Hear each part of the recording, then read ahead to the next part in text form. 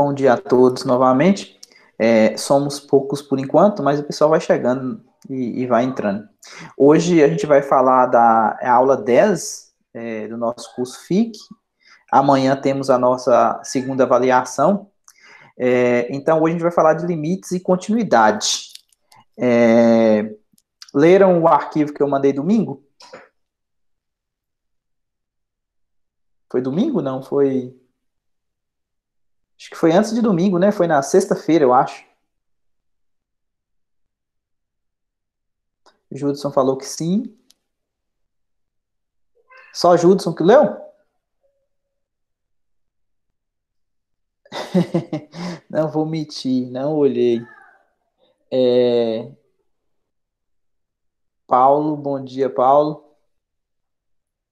É importante ler o arquivo antes, né? Para poder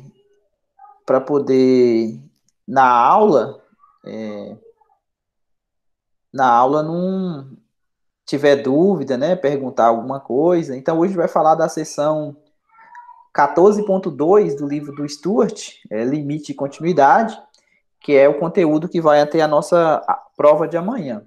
Então, vou apresentar aqui para vocês.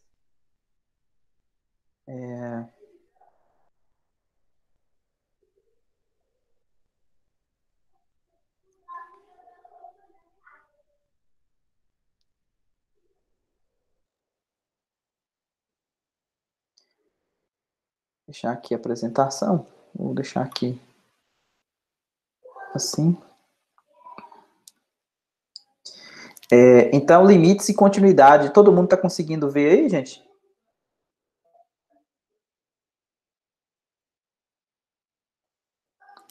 Natália falou sim. Sim, sim, beleza.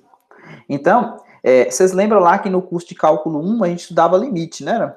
No curso de cálculo 1 tínhamos limite, derivada e integral. Eram três coisas que a gente estudava lá. Começava com função, né? Mas eram três coisas que a gente estudava. Aqui a gente não vê a parte de integral.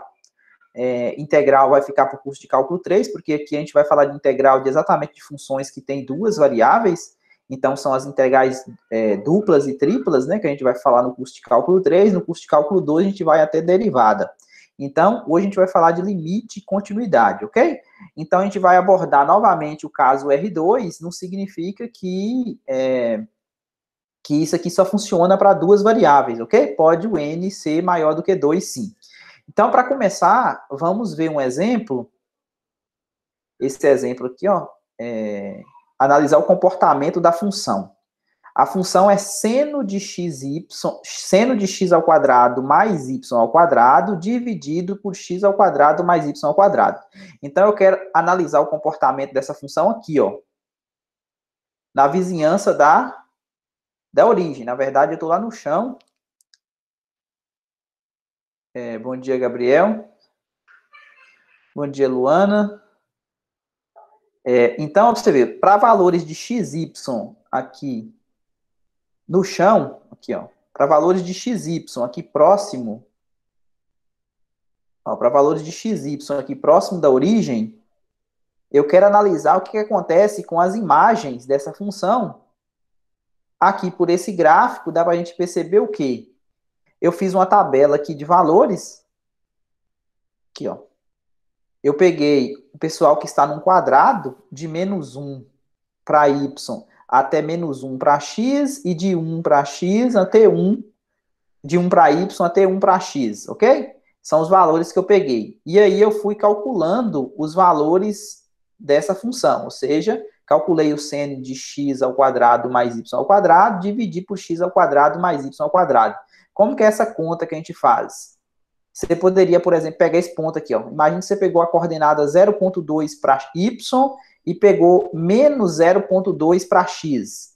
Então, onde que você está? Onde que você está localizado, né? Você pegou 0,2 positivo para...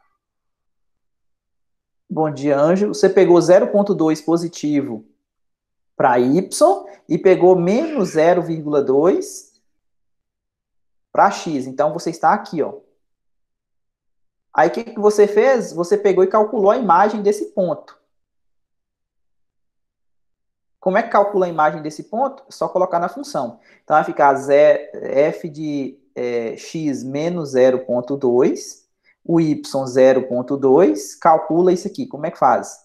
Seno disso aqui ao quadrado, mais isso aqui ao quadrado, ok? Então, vai ficar menos 0,2 ao quadrado mais 0,2 ao quadrado, dividido por menos 0,2 ao quadrado mais 0,2 ao quadrado. Fazendo essa conta, você vai encontrar esse número aqui, ó. Tá vendo? Esse número que está aqui, ó. Esse aqui é a imagem da função f desse ponto. Então, quando você fez isso, tá vendo que todo mundo está aproximando de 1, ó. O pessoal que está mais perto do 0,0, logicamente que o 0,0 está vazio, por quê? Porque você não pode calcular, ou seja, essa função não está definida no 0,0. Concorda que não está definida? Eu não posso ter 0,0 aqui no denominador. Então, por isso que o 0,0 aqui tá sem preencher, tá vendo? Mas, ó, pra você ver, o pessoal que está na vizinhança dele, ó, todo mundo está próximo de 1. É o que o gráfico mostra também, né? Ó, pra você ver, ó, o que, que aconteceu aqui, ó.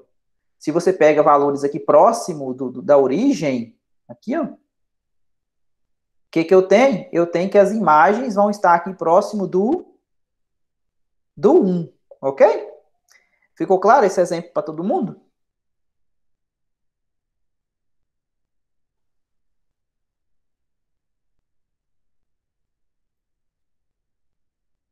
Sim, ficou. Beleza, vamos para o próximo exemplo. O próximo exemplo é o diferente agora, né? Então, parece que os valores de f de x, y se aproximam de 1.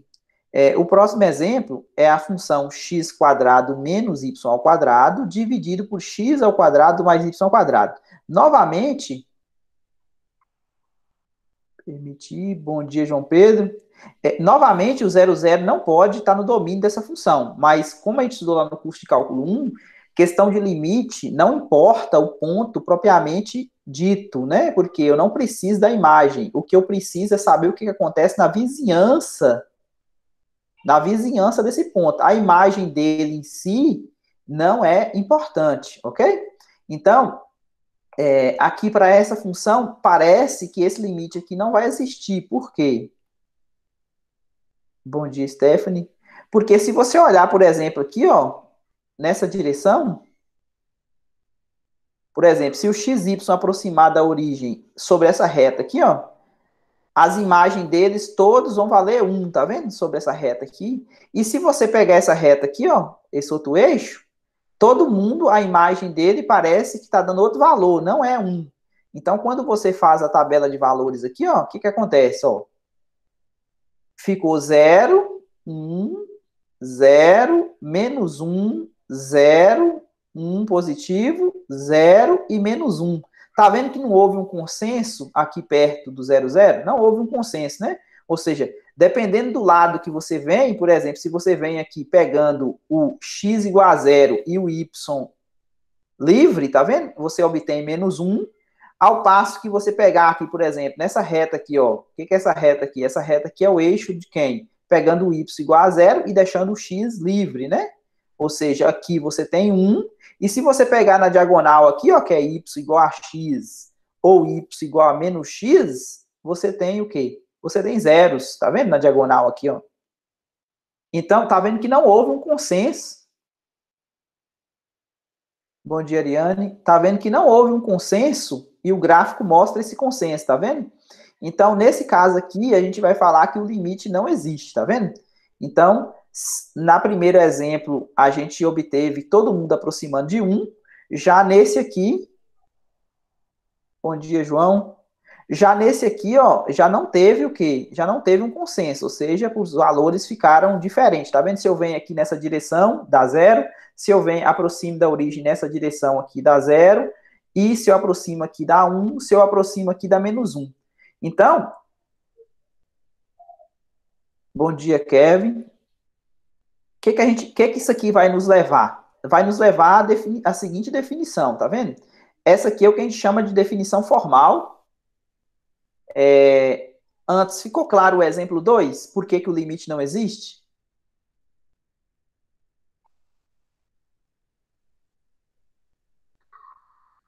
Sábio falou que ficou. Se tiver dúvida, podem falar, viu, gente?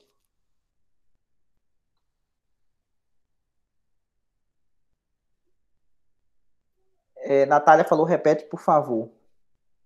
Bom, observei, Natália, o que está acontecendo. Eu fiz do mesmo jeito que eu fiz no exemplo 1. Lá em, exemplo 1, exemplo 4.5. Esse exemplo aqui, ó. A diferença do exemplo 4.5 para o exemplo 4.6 é o seguinte. Quando você pegou os valores aqui na vizinhança do 00, no exemplo 4.5, ó, tanto faz você aproximar assim, ou assim na diagonal, ou assim no eixo, ou assim no outro eixo, os valores todos ficavam próximo de 1. Tá vendo? 0.99, 1, 1, 1, 0.99, 1, 0.99, 0.999. Tá vendo? Todo mundo aqui houve um consenso, tá vendo? Quando aproximava de 0, parece que a imagem desse pessoal aqui, logicamente o 0 não tem imagem, mas quando aproxima do 0, o limite vale 1. Já nesse caso aqui, ó, quando eu peguei valores aqui, ó, tá vendo? Esse ponto aqui, ó, menos 0.2 e menos 0.2, ou seja, eu peguei os pontos aqui no... Peguei esses pontos aqui, ó. Tá vendo? Esse são esses três aqui de cima, tá vendo? As coordenadas deles. Esse aqui e esse aqui é o menos 1 e o menos 1. E esses três de baixo é esses três aqui, ó. Então, quando você pegou aproximando do 0, 0 sobre esse eixo aqui, ó, o que aconteceu? Deu menos 1. Quando você pegou aproximando de 0, aqui, ó, nesse outro eixo, deu 1 positivo. Quando você pegou aproximando de 0, utilizando a diagonal, deu 0. E quando você pegou aproximando de 0, utilizando essa outra diagonal aqui também, deu 0. Tá vendo? 0 aqui nessa diagonal, 0 nessa diagonal, 1 aqui nesse eixo, menos 1 nesse eixo. Então, aqui não houve consenso. Então, significa que a gente fala que se tiver caminhos diferentes, em que o limite der valores diferentes, o limite não existe. Lembra lá no cálculo 1, quando a gente calculava os limites laterais? Porque lá só poderia tender para a direita e pela esquerda. Se o limite lateral à direita fosse diferente do limite lateral à esquerda, o limite não existia no ponto. Só que aqui não faz sentido eu falar de direita e esquerda. Eu vou comentar isso um pouquinho mais na frente, porque tem várias possibilidades de poder aproximar desse ponto, beleza? E todas essas possibilidades, para o limite existir, tem que dar o mesmo valor. Ficou claro? Ficou? Tá. Então, qual que é a definição formal de limite? A definição formal de limite é essa aqui, ó. Uma função de duas variáveis cujo domínio D contém os pontos... Ó, tá vendo que o domínio D, ele contém os pontos arbitrariamente próximos de AB. Então, significa que esse ponto AB aqui, ó, ele é um ponto de acumulação. Não significa que existe a imagem dele. Ou seja... Opa. Ou seja, a imagem dele, o f de AB, pode nem existir, ok? Ele não precisa nem estar no domínio. O que me importa é quem está o quê? Quem está próximo dele. Então, quando o XY aproximar de AB, o que significa XY aproximar de AB? Como você está no plano, ó, você está num plano.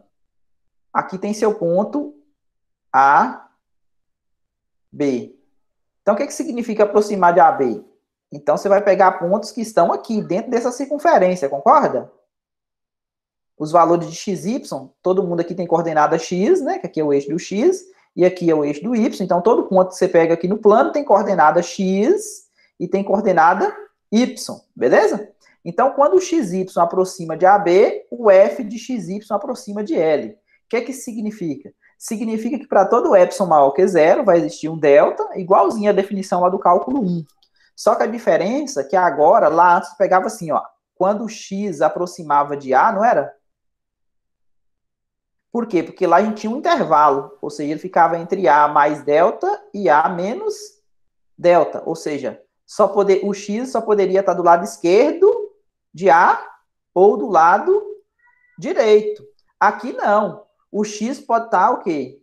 Pode estar nessa situação aqui, ó. O que que significa isso aqui, ó? Isso aqui substitui isso. O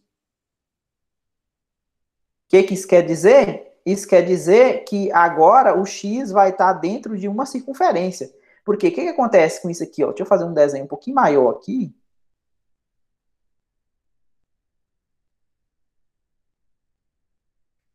Imagina que você tem esse ponto aqui, ó. Esse ponto aqui é o ponto A, B.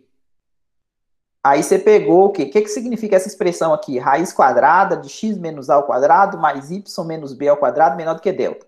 Então você pegou uma circunferência aqui, ó. O desenho não está muito bonito. Mas você pegou um ponto aqui, qualquer ponto aqui dentro, de coordenadas x, y. A distância desse ponto a esse aqui, ó, a gente utiliza Pitágoras, não é? Ó, tem um triângulo retângulo aqui. Isso aqui é um cateto. Que cateto é esse? Concorda que é y menos b, essa distância aqui, ó? É exatamente esse ponto menos esse. Então, y menos b. E isso aqui, ó, o outro cateto, é x menos a, tá vendo? Esse outro cateto aqui é x menos a. Então, um cateto ao quadrado mais o outro cateto ao quadrado é igual a hipotenusa ao quadrado. Então, quando você retira a raiz quadrada, dá exatamente essa expressão aqui, tá vendo? Menor do que delta. O que é delta? Delta é o raio da circunferência.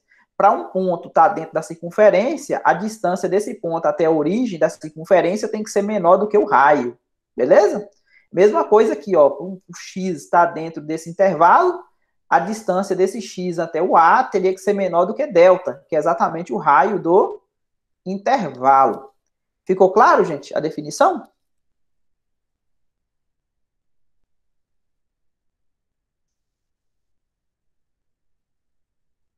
Sim, sim, sim. Beleza, aqui eu fiz um desenho para tentar mostrar para vocês o que é o L mais epsilon e o L menos epsilon.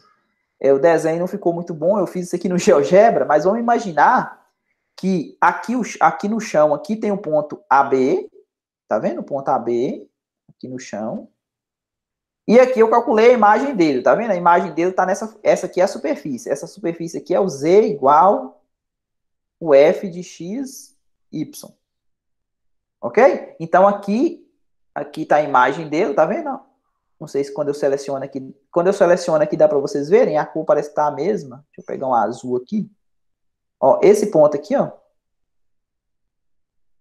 Esse ponto aqui é a imagem do AB.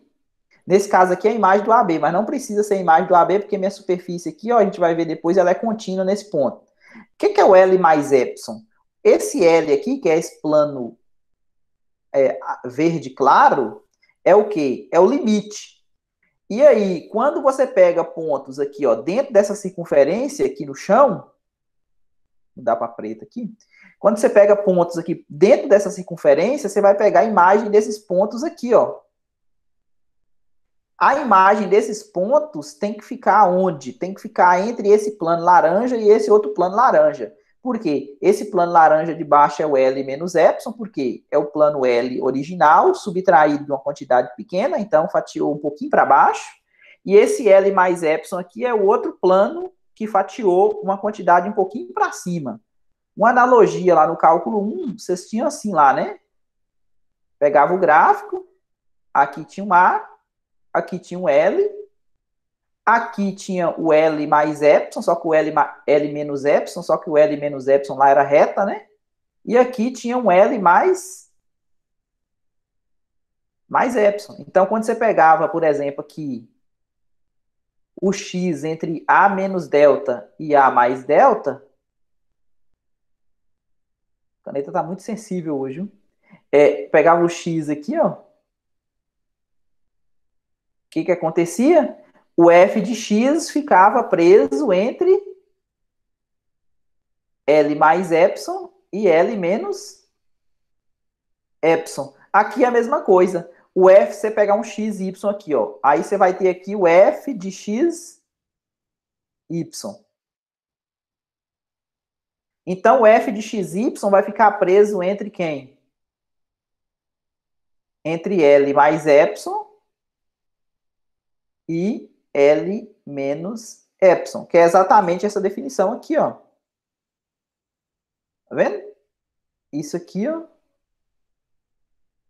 quer dizer exatamente isso. Ficou clara a definição formal de limite? Opa. Ficou clara a definição formal, gente? Sim, sim. Ah, tá. Agora vamos falar a questão, a situação geométrica, né? Essa aqui é a situação geométrica do limite. Aqui que eu falei para vocês, como é que um ponto vai tender a B? Tá vendo que ele pode tender de qualquer jeito? Então aqui não faz sentido eu falar de direita e esquerda, né? Ele pode vir através dessa curva, pode vir através dessa curva. Os pontos x, y que estão sobre essa curva aqui, ó, tá aproximando do ponto AB. Tá vendo? Eles têm coordenadas x, y no plano. Então não faz sentido eu falar de direita e esquerda. Então, se eu encontrar caminhos, dois caminhos, já basta, né? Dois caminhos de forma que o limite der diferente, então a gente vai falar que o limite não existe. Lá só tinha, no cálculo 1, só tinha duas possibilidades, direita e esquerda. Aqui tem infinitas possibilidades. Os exercícios que eu resolvi essa madrugada, que eu coloquei lá para vocês, eu faço dois exercícios dessa sessão, que acho que foi o Judson que pediu, ou foi o Jefferson, não lembro. É exatamente isso aí, a gente tem que pegar caminhos. E quais são os caminhos que eu recomendo que vocês peguem? Geralmente, os tradicionais é pegar os eixos, através dos eixos. Por exemplo, se estiver tendendo a um ponto 0, 0, que é a origem, você pode pegar aproximando de zero aqui sobre o eixo do x ou sobre o eixo do y. São duas possibilidades de aproximar, né? Ou seja, esse aqui você pega os pontos da forma x0, ou seja, o y igual a zero, e esse aqui você pega os pontos da forma 0 para x e y, né? Deixa o y livre para aproximar aqui da origem.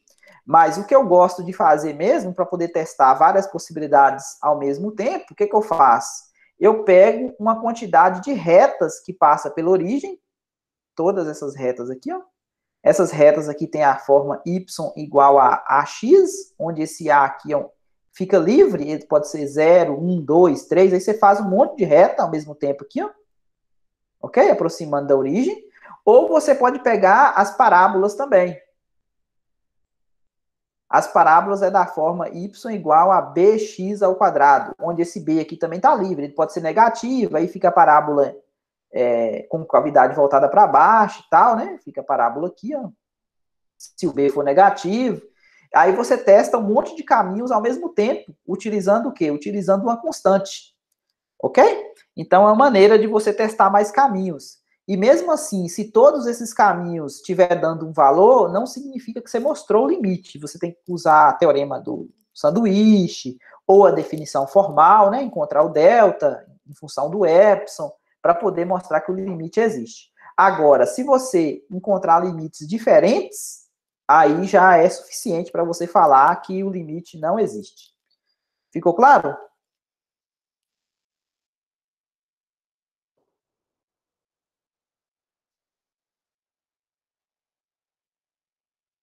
Sim, sim. Ok. Então, se acharmos caminhos diferentes, é o que está falando aqui, tá vendo? Então, o limite não existe. Aqui tem um exemplo, tá vendo? Esse exemplo aqui é o mesmo exemplo lá do 4.6 que a gente viu. Lembra que o primeiro exemplo nosso existia o limite, né? Aproximava de 1. E o segundo não existia. Aí o que eu fiz? Eu peguei um caminho, esse caminho C1 aqui é sobre o eixo do x, ou seja, todos os pontos são da forma x0, ou seja, todo mundo está aproximando sobre o eixo do x. Então, quando você substitui aqui, tá vendo? Se o y é zero, então essa parte aqui zera, essa parte aqui também zera. Então, sobrou o quê? X ao quadrado sobre x ao quadrado dá 1. Então, por isso que naquela tabela lá deu 1, tá vendo? Quando a gente pegava sobre o eixo do x, né? E quando você pegou o outro caminho, que foi o x igual a zero, ou seja, agora os pontos são da forma 0y, ou seja, está sobre o eixo do y, o que acontece? Então, o x é zero, então isso aqui zera, isso aqui zera, então sobrou, simplifica esse com esse, então o resultado dá menos 1. Ou seja, limites diferentes. Dois caminhos com limites diferentes. Então, por isso, já é suficiente para a gente falar, ó, o limite não existe. Ficou claro como é que a gente mostra? Utilizando caminhos? Sim. Então, beleza. Agora vamos falar de continuidade. Tá. Antes de falar de continuidade, o que acontece? Tem as propriedades, está falando nessa parte aqui, ó. Como é que eu calculo o limite para a função de duas variáveis? Se não existir indeterminação, ou seja, se não existir divisão por zero, simplesmente você pode substituir o ponto, ou seja, o x, y tende a 1, 2, por exemplo. Você pode colocar 1 no lugar do x e 2 no lugar do y. Se não tiver divisão por zero, o valor do limite vai ser aquele, beleza? Então, vai continuar, as propriedades de limite vão continuar valendo, beleza? O teorema do confronto também vale e tal. Agora, se tiver indeterminação, ou seja, divisão por zero, o que você pode fazer? Você pode tentar dividir as expressões, ou seja, simplificar, é o mesmo processo que a gente fazia no cálculo 1. É válido para qualquer função? O que é válido? Pegar os eixos, Natália? Você está perguntando?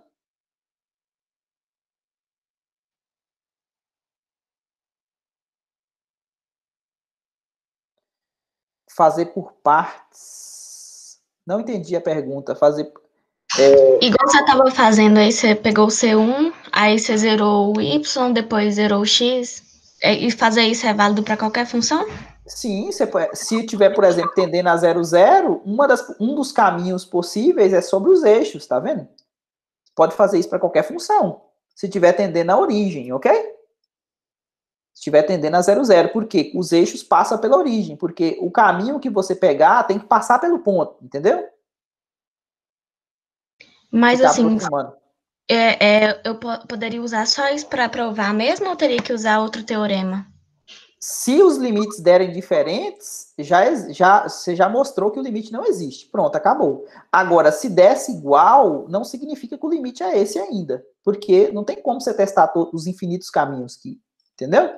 Aí, por isso que você tem que usar outro teorema. Geralmente, o teorema do confronto ou a definição, né? Para todo epsilon existe um delta. Ok? Para poder exibir quem que é o delta para cada epsilon que você pega. Então, você mostra o limite dessa maneira. Beleza, então. Continuidade. Qual que é a diferença de continuidade para limite? A diferença que a continuidade ele é um fenômeno local. E se ele é um fenômeno local, assim como o limite, mas a diferença é que agora o ponto ele importa. Porque eu falo que uma função ela é contínua no ponto. O limite lá, o que acontece? A gente estava interessado em saber o que acontece na vizinhança do ponto. A imagem do ponto não é interessante para mim. Agora, eu preciso que aquele L que aparece lá na definição de limite seja exatamente a imagem desse ponto aqui, ó.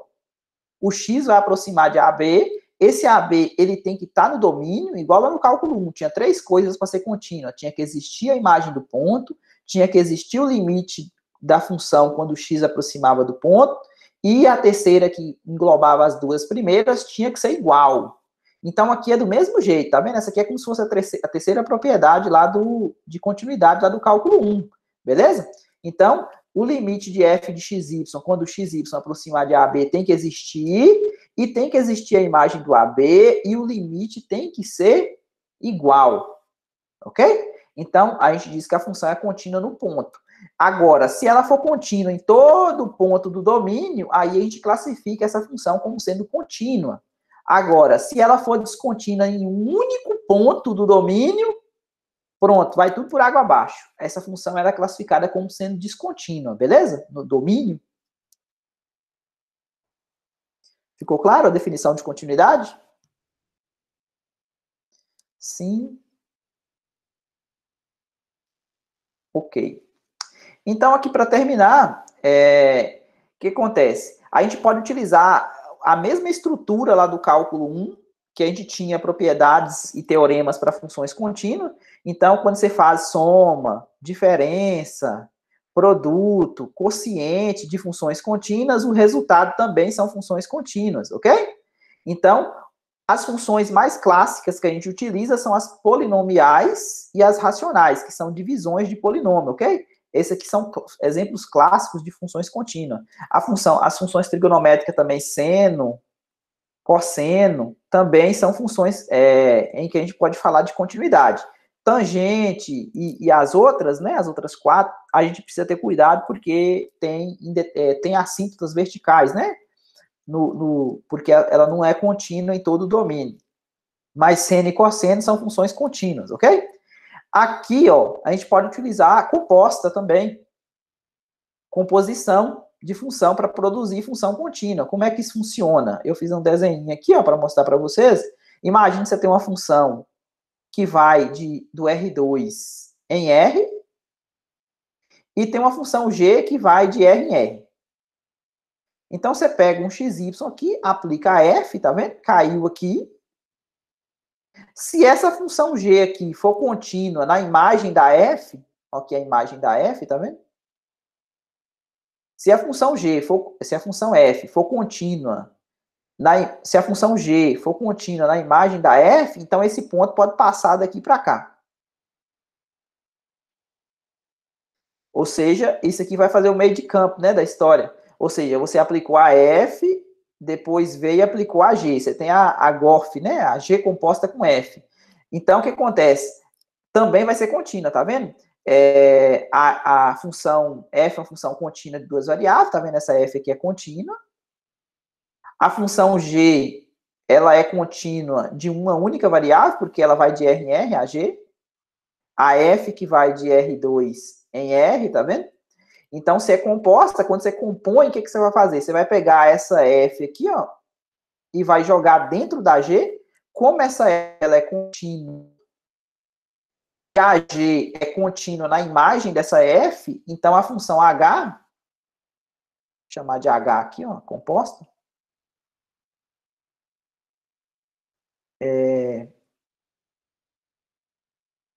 então a H aqui, que é a G composta com F, ela também vai ser contínua. Então, composta de contínua também é contínua.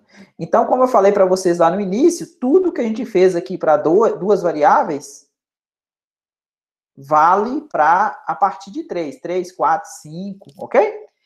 Então, o limite de continuidade é isso, ok? Logicamente que o livro tem alguns exemplos que eu não tratei aqui nesse material. O material eu estou deixando mais enxuto para que a aula não fique tão extensa e cansativa, ok? Então, esse é o motivo de eu estou fazendo um material um pouquinho mais enxuto, com menos...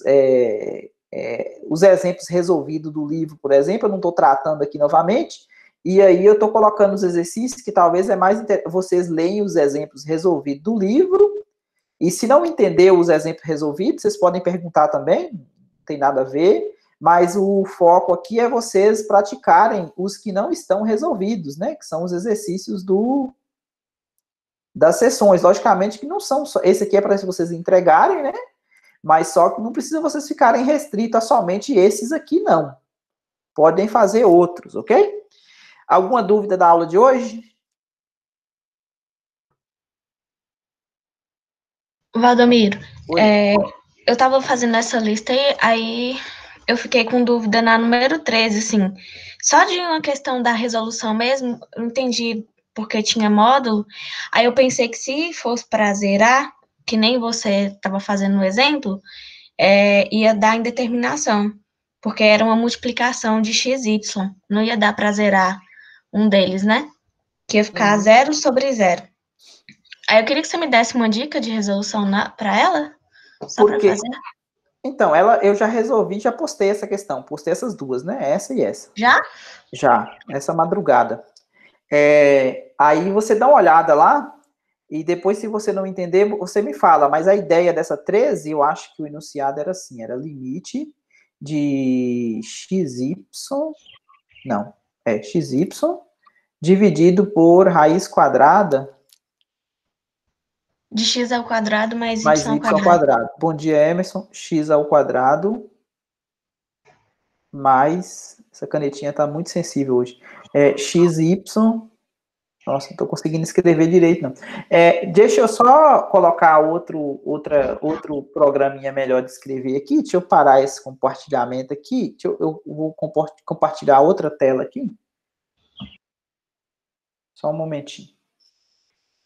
Que eu acho que fica melhor no outro programa. Deixa eu parar essa apresentação aqui. Deixa eu abrir outro aqui, o Sketchbook. Eu acho que a canetinha funciona melhor nele do que...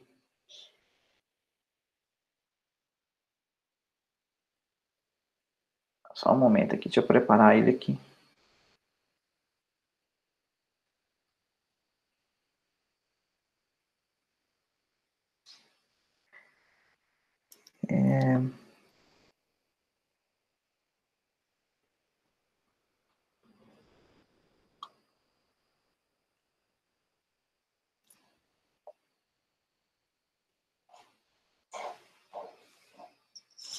Estão vendo aí o outro programa? Sim. Então, vamos lá. A gente tinha o quê? Tinha limite. Eita! A canetinha tá meio doida hoje. Limite de xy dividido pela raiz quadrada de x ao quadrado mais y ao quadrado, quando... Nossa, tá muito sensível o negócio aqui. Quando xy aproxima de 0, 0. Tá, então, o que acontece? Aqui, como você vai ver caminhos, se você, por exemplo, pegar, igual eu peguei lá, retas, se você pega o C1 como sendo os pontos x, y pertencente ao R2, tal que o y é igual, por exemplo, a reta. Vamos pegar y igual a x, a identidade. Mas você pode pegar um coeficiente aqui também, não tem problema. Se você pega, por exemplo, a identidade, ou seja, esse caminho C1 aqui, ó, é quem que é?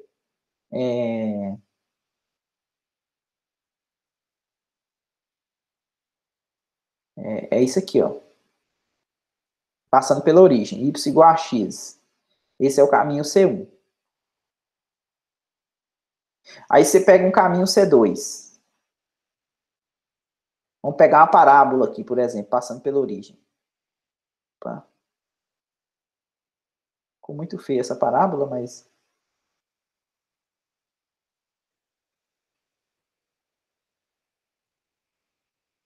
y é igual a x ao quadrado. Então, quando você calcula esse limite utilizando esse caminho aqui, você vai substituir x por y, não é?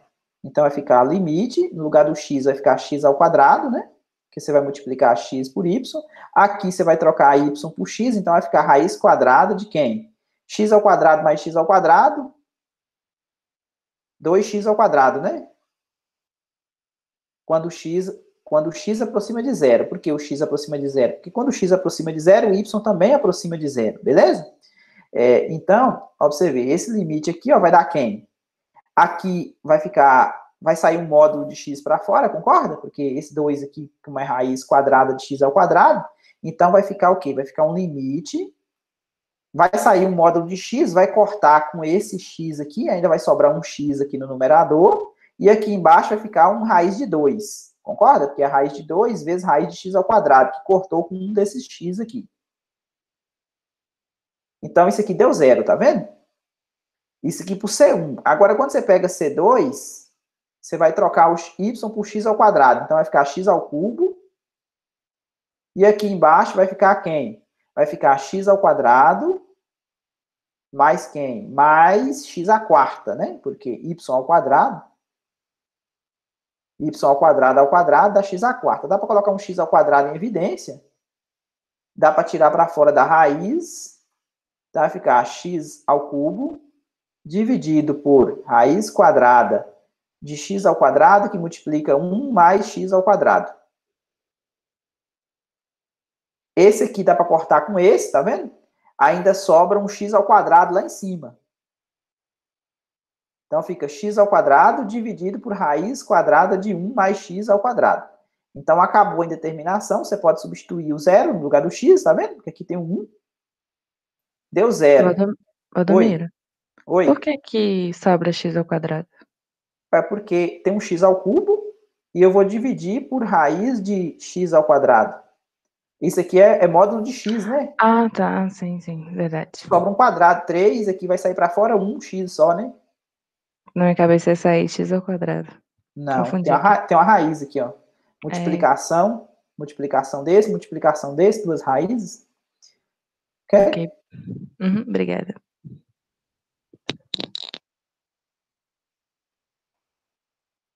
Ok? Então, 0, 0, tá vendo? O limite deu 0. Aí, pra você mostrar que é 0, nos dois caminhos deu 0. Não significa que você mostrou ainda, entendeu?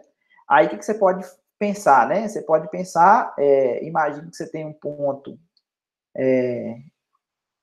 Depois você dá uma olhada no que eu fiz lá, acho que ficou melhor do que esse aqui. A canetinha não estava tão sensível ontem. Mas vocês concordam que o módulo de y é menor do que a raiz quadrada de x ao... Na verdade, assim, ó, o que é o módulo de y? Por definição, o módulo de y não é a raiz quadrada de y ao quadrado? Todo mundo concorda? Ou o módulo de x é a raiz quadrada de x ao quadrado? Ficou claro para todo mundo? Sim? Beleza. Então, se eu somar, ó, isso aqui é menor ou igual, concorda que se eu somar um x ao quadrado aqui, eu vou aumentar a raiz? Se eu somo um x ao quadrado, então esse lado aqui é menor ou igual. Por que menor ou igual? Porque o x pode ser zero, né?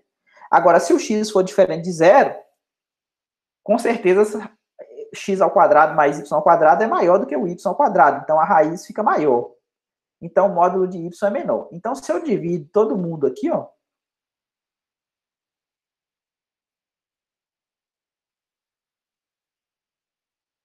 não vai alterar, não, pois não?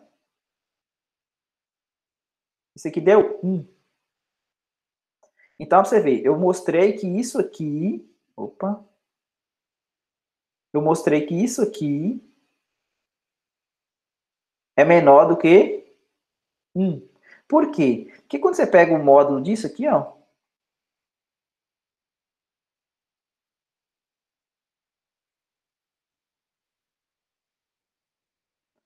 o módulo da diferença, o módulo do quociente é o quociente do módulo, não é? Aqui embaixo não precisa de multiplicação, ou não precisa de multiplicação, não precisa de módulo, né? Porque a raiz é positiva. Ó, essa parte aqui, ó, eu mostrei que é menor do que 1. Eu poderia ter feito com x também, concorda? Que eu poderia ter feito com x aqui, ó, ao invés de y, e pegar essa parte aqui, ó. Isso aqui é menor ou igual a quem? Do que módulo de x, não é? Porque isso aqui tudo é menor do que 1. Então, 1 que multiplica o módulo de x é como se tivesse um 1 multiplicando aqui, ó. Tá vendo? Isso aqui é menor do que 1, tá vendo? Então, o que acontece? Isso aqui com certeza é maior do que 0, não é? Maior ou igual que 0. Então, esse aqui tende a 0. Esse aqui também tende a 0. Então, quem está aqui no meio, ó, não tem outra possibilidade, porque o teorema do confronto tem que tender a 0, beleza? Então, ele está tendendo a 0 em módulo, certo? Mas só que a gente viu um teorema que fala que quando o limite dá 0 em módulo, quando você retira o módulo, também é 0. Então, essa é a explicação de por que esse limite dá 0. Ok? Dá 13. Mais alguma dúvida? Quando o exercício pede coordenadas polares, o que significa? Bom, coordenadas polares, Judson,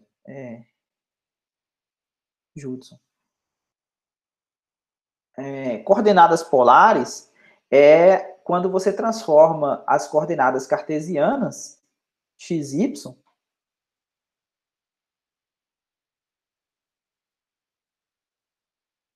em função de quem? Em função de um r e de um θ. Ou seja, esse tamanho aqui eu vou chamar de r. Quem que é esse r? Esse r, na verdade, é a hipotenusa, né, desse triângulo retângulo. Esse triângulo retângulo ele tem cateto y e x. Então, esse r aqui é a raiz quadrada de x ao quadrado mais y ao quadrado. Eu tenho um ângulo θ aqui, ó.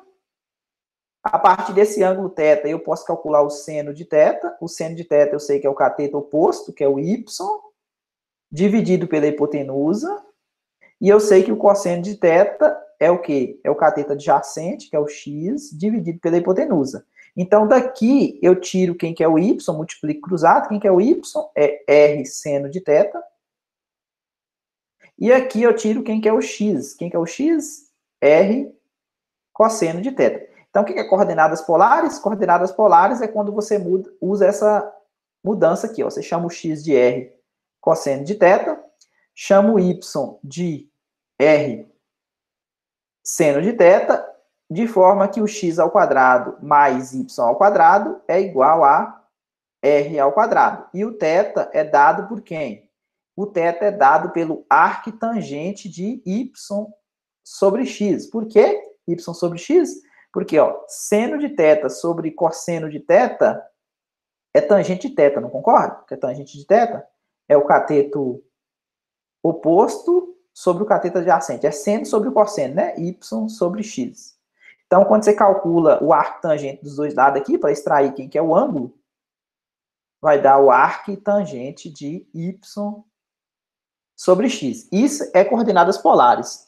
Então, o que acontece? Se a função sua tiver uma f de xy, no lugar do x, você vai substituir por isso.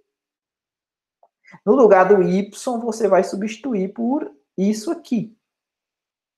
Aí, o que acontece? Aí você vai analisar, por exemplo, se o xy estiver tendendo a, sei lá, 1, 2, aí você olha o que acontece com R e o que com θ, porque você tem que fazer a mesma mudança que você tem de coordenadas que você está fazendo, você tem que fazer a mudança também na vizinhança do ponto. Ou seja, quem vai tender agora vai ser o ponto Rθ e não o XY. Ok? Ficou claro? Isso é o padrão. Exatamente, é o padrão. Isso aqui é coordenadas polares para qualquer ponto XY. Ou seja, isso aqui é a maneira que você transforma o plano cartesiano XY no plano Rθ. Então, esse ponto que vai estar aqui, ele vai ter coordenadas R e θ, ok? É o padrão, ou seja, daqui você sai para cá utilizando essa fórmula. Tá, beleza. A 39 ou a 42, eu acho que elas envolvem, sim, coordenadas polares. Eu vou ver para você, Judson, e faço depois. Mais alguma, gente?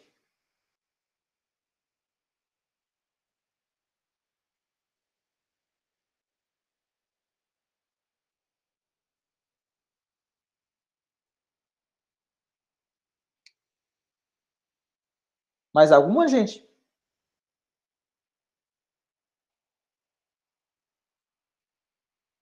Não? Podemos encerrar? Eu acho que não. Até então, não. Eu acho que essa madrugada eu coloquei lá, acho que umas 5 questões que vocês tinham pedido. Eu acho que só tem uma ou duas para poder fazer, dos que vocês pediram no diário de bordo. Eu vou tentar fazer hoje, e se não der tempo, amanhã tem o fórum de dúvida. Lembrando que o fórum de dúvida vale 5 pontos, então é bom participar, né? Para não perder os pontos. Ok? Então, se não tiver nenhuma questão mais a tratar, a gente vai encerrar por aqui.